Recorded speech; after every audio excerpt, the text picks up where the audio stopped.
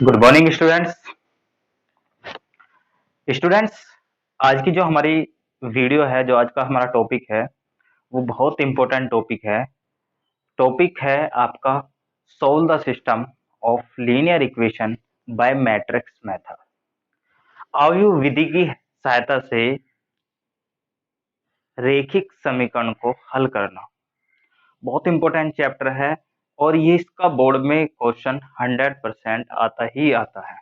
यानी आपको ये मालूम हो चुका है पहले ही कि आपका जिस टाइप का क्वेश्चन आपके एग्जाम में आएगा, और ये आता है आपका 8 मार्क्स में। 8 नंबर का क्वेश्चन आपका पक्का आता भी है। यानी आपको पेपर में पहले ही पता लग चुका है कि पेपर में ये वाला क्वेश्चन आएगा। ठीक है, तो देखिए, बहुत सिंपल है। जो अब तक आपने सिस्टम को एडजॉइंट मैट्रिक्स निकालना और इनवर्स मैट्रिक्स निकालना इनवर्स ऑफ अ मैट्रिक्स निकालना सीखा, बस उसी में ही हमें थोड़ा सा और आगे वर्क करना होता है, जिससे हमारा क्या है, ये सिस्टम सोल्व करने का काम होता है। तो देखिए, इस तरह से आपको लीनियर इक्वेशन मिलेगी 3 वेरिएबल्स में, और 3 ही क्या है, इक्वेशन। इसको आपको सोल्व करना है। तो थोड़ा सा काम इसमें स्टार्टिंग में है और थोड़ा सा काम क्या है, बाद में है। बीच का जो काम है वो आपका वही है जो आपने इनवर्स निकालने में किया था। यानी आपको क्या निकालना है, मैट्रिक्स का इनवर्स निकालना। अब यहाँ पे मैट्रिक्स तो दिखाई नहीं दे रही, तो सबसे पहले हम क्या करेंगे, इन लीनियर इक्वेशन की जो लीनियर इक्वेशन है, इनका हम क्या बनाएंगे, इनकी मैट्रिक्स बनाएंगे, सिस्टम बना जो आप तैयार करेंगे। देखिए किस तरीके से।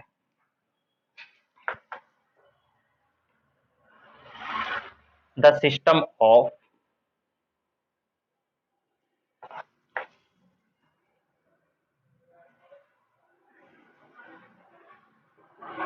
System of matrix,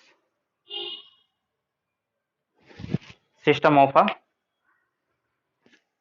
system of a linear equation, linear equation,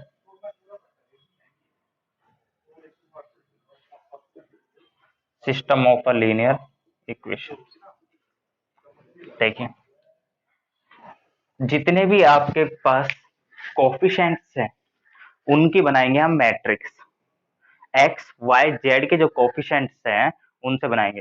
पहली इक्वेशन फर्स्ट रो बनाएगी, दूसरी इक्वेशन के कोफिशिएंट सेकंड, और तीसरी के थर्ड रो। तो एक्स का कोफिशिएंट है 2, यहाँ पे वाई का कोफिशिएंट 1, और यहाँ पे जेड का 1। यहाँ पे एक्स का कोफिशिएंट 1, यहाँ पे -2, और ये -3, ये 3 2 4। दूसरा, जो वेरिएबल्स हैं उनकी एक कॉलम मैट्रिक्स बन जाएगी एक्स वाई जेड, और जो आपके राइट साइड में है उसकी भी एक कॉलम मैट्रिक्स बनेगी। तो ये जो लीनियर इक्वेशन थी, इनका हमने एक सिस्टम तैयार कर लिया, किस फॉर्म में, मैट्रिक्स की फॉर्म में। आप देख सकते हो, यदि इन दोनों मैट्रिक्स की मल्टीप्लाई करूंगा तो यही बनेगा। देखिए, इस रो को उठाऊंगा, इस कॉलम के साथ करूंगा तो 2x plus Y plus Z equal to. ठीक है, अब ये हमारे पास ए मैट्रिक्स है, ये हमारे पास एक्स मैट्रिक्स है, ये हमारे पास कोई मैट्रिक्स है बी। अब हमें वैल्यू किसकी निकालनी है, एक्स की निकालनी है। तो एक्स की वैल्यू निकालने के लिए ए को इधर ले जाऊंगा तो ये हो जाएगा ए इनवर्स बी। यानी यदि एक्स की वैल्यू निकालनी है तो बी तो हमारे पास है, यदि ए का इनवर्स निकल जाए तो हमारा काम हो जाएगा। क्योंकि मेन इंपॉर्टेंट है ए का इनवर्स निकालना, क्योंकि इनवर्स निकलेगा तो बी से मल्टीप्लाई होकर हमारा क्या बन जाएगा, एक्स की वैल्यू निकल जाएगी। ए ए क्या है हमारे पास, ए है हमारे पास 2 1 1 1 -2 -3 3 2 4, ये हमारे पास ए है, और बी हमारे पास क्या है, 1 1 5। अब इनवर्स निकालना, ए का इनवर्स निकालना मैंने आपको पिछली वीडियो में सिखाया है, बहुत अच्छे तरीके से सिखाया गया है। तो ए का इनवर्स, अब इनवर्स निकालने के लिए, क्योंकि इनवर्स का जो फॉर्मूला है, A inverse equal to adjoint of A upon A determinant. तो सबसे पहले तो हम ये चेक कर लेते हैं कि इसका डिटरमिनेंट कितना आएगा। चलिए, इसका डिटरमिनेंट निकालते हैं, ए डिटरमिनेंट,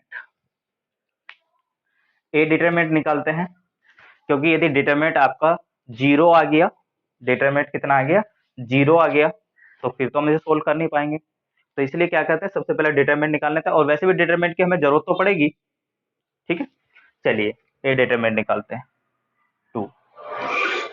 -8 और प्लस के 6 -1, इसको पूरी डिटेल में नहीं बता रहा हूँ क्योंकि डिटरमिनेंट आपको अच्छे से आता है। 4 + 9 2 + 6 -2 बचेगा तो ये हो जाएगा -4 -13 और प्लस के 8। ठीक है, तो यहां से हमारे पास बचता है -9 जो नॉट इक्वल टू 0 है। तो यहाँ से हमारा जो डिटरमिनेंट है, मैट्रिक्स का डिटरमिनेंट जो है वो निकल गया, जो कितना आया -9। अब बात करते हैं कि एडजॉइंट मैट्रिक्स निकालना, उसके लिए आपको चाहिए कोफैक्टर्स। तो सबसे पहले क्या निकालते हैं, cofactors.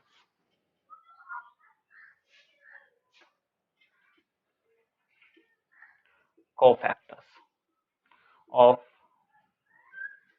The elements of matrix. चलिए, पहला कोफैक्टर C11। अब कोफैक्टर को मैं शॉर्ट में निकालूंगा क्योंकि सब आपको सिखा चुके हैं। इसका निकालना है तो ये आ जाएगा आपका -2 C12, क्योंकि -8 और प्लस के 6 तो -2 हो जाएगा। ये हो जाएगा -13, -13, ठीक है ना, क्योंकि फर्स्ट रो सेकंड कॉलम ये और ये प्लस के 9, तो ये प्लस के 13 आएगा, प्लस के 13 लेकिन ओड है तो -13 होगा। ये हो जाएगा आपके पास 8। फिर C21 second of first column 4 और 2, 4 में 2 जाएगा 2 तो, लेकिन -2 हो जाएगा। C22 सेकंड और सेकंड कॉलम 8 -3 5 आ जाएगा। C23 2 3 4 -3 यानी 1 आ जाएगा, लेकिन विद नेगेटिव साइन। -2 5 और -1। नेक्स्ट निकालिए C31 third row first column -3 plus के 2 यानी -1 3 2 -6 -1 -7 लेकिन प्लस के 7 हो जाएगा 3 3। थर्ड -4 -1 के 5 हो जाएगा। ठीक है, तो इस तरीके से हमने सारे कोफैक्टर्स निकाले। देखो छोटे से पार्ट में ही हमने कोफैक्टर निकाले, क्योंकि हमने कोफैक्टर निकालना हमारा यहाँ पर्पज नहीं है, यहाँ पर है ए इनवर्स निकालना, तो इसलिए हम इसको शॉर्ट में भी कर सकते हैं।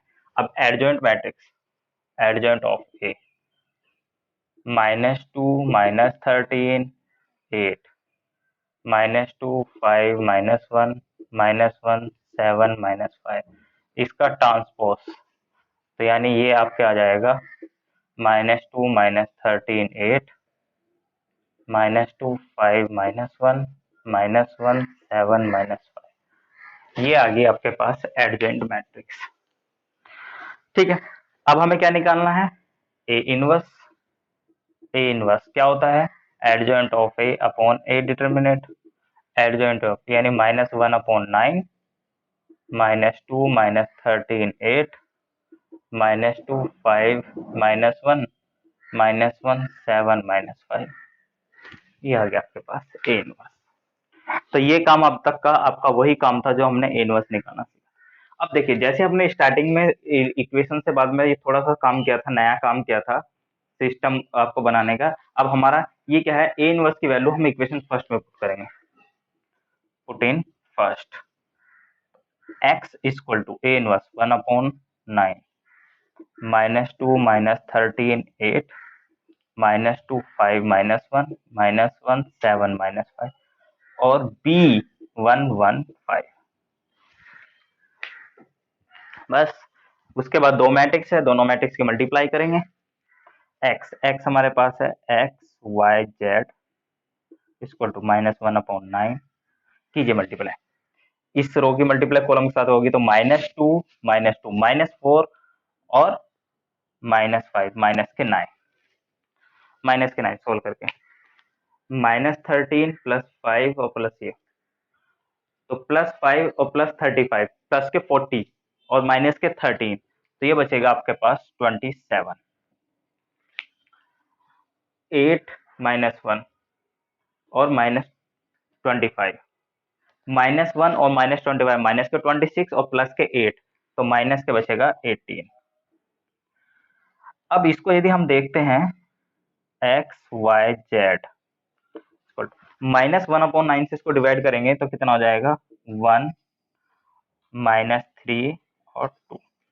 तो यहाँ से आपको पता लगा x की वैल्यू 1 है, y की वैल्यू -3 है और z की वैल्यू 2, क्योंकि कंपेयर करेंगे और कंपेयर करने के बाद में आपको इस तरीके से x y z की वैल्यू, तो यानी थोड़ा सा काम आपका यहाँ पर है। देखो दो मैट्रिक्स यदि इक्वल है तो उनके कोरस्पोंडिंग एलिमेंट इक्वल होते हैं, ये हम पहले पढ़ के आ चुके हैं। मल्टीप्लीकेशन में पहले पढ़ के आ चुके हैं। बस यहाँ पर आपका जो नया काम है वो है सिस्टम को बनाना। उसके बाद में क्या है, थोड़ा सा काम क्या है कि फॉर्मूले में वैल्यू रखना, बस। नहीं तो आपका जो पीछे का टॉपिक है उसी से ही रिलेटेड है।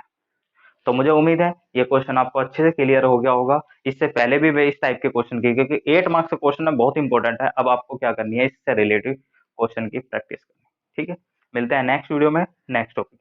Thank you.